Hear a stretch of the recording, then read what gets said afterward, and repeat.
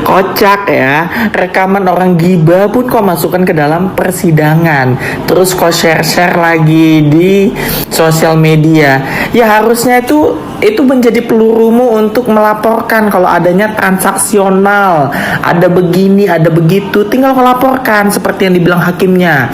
Kalau kau mengetahui adanya transaksional, apa segala macam dalam prosesnya, kau laporkan kepada pihak berwajib.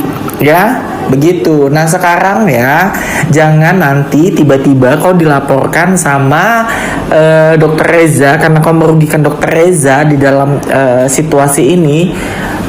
Ujung-ujungnya nanti kau bilang lagi, iyalah dia enak begini, dia sogo apa segala macam. Ampun, lihat kebodohanmu itu, ampun. Udah jelas-jelas rekaman itu adalah menjadi ancaman untuk memeras lagi Dokter Rezanya. Gimana? Jadi cerita sebenarnya adalah ada seseorang mencoba menelpon seseorang, kemudian bergibah. Nah dalam gibahan itu yang satunya merasa aku kakaknya Dokter Mufid. Kemudian gibahan itu dimulai. Iya loh, aku harusnya jadi buzzer terdepan, bayar aja aku sekian. Nah gitu tuh. Terus yang merasa jadi kakaknya itu bilang, ya kan, dia bilang, loh nggak usah, kalau ini pun ada petinggi mah bisa begini apa sama, namanya gibah, ya kan. Itu lagi gibah tadi, mengurusin urusan orang lain. Rupanya dijadikan masuk ke dalam pengadilan. Ada-ada aja. Harusnya aku laporkan. Rupanya itu ya, karena gak dikasih duit, disebarkan deh.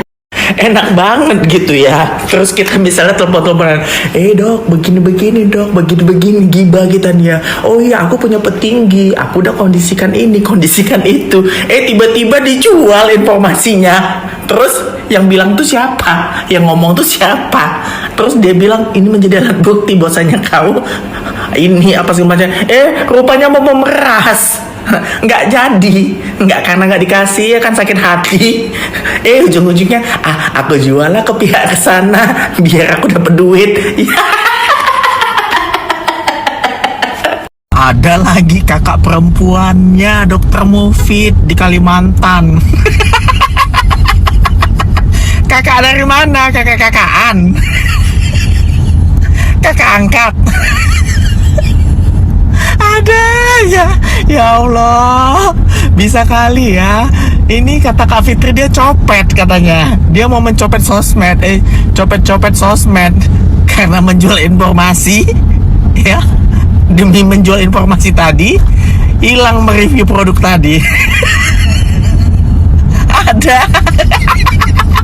Aduh geli aku, aduh gelai.